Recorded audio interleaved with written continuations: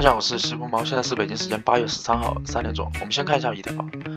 以太坊我之前给你们一个挂单点，就是4371这个位置，然后昨天精准到达4370啊，上下10点让你们去挂，也是拿到了最大150刀的利润，170刀的利润。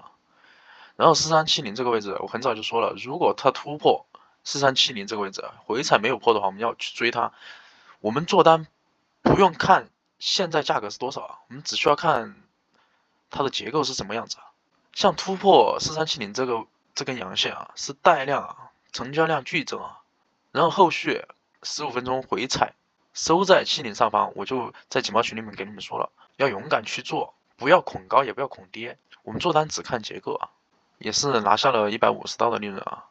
然后我也说了，70这个位置没有跌回来，上方就是海阔天空了。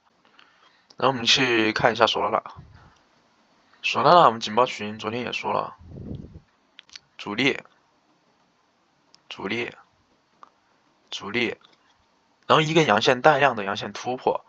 回踩又没有收下去啊，这个时候我们警报群还是给你们说了177.5附近进多，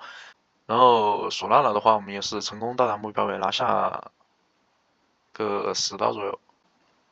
这个位置可以尝试挂一下空啊，这个位置还是一样的，做单不用看价格，只看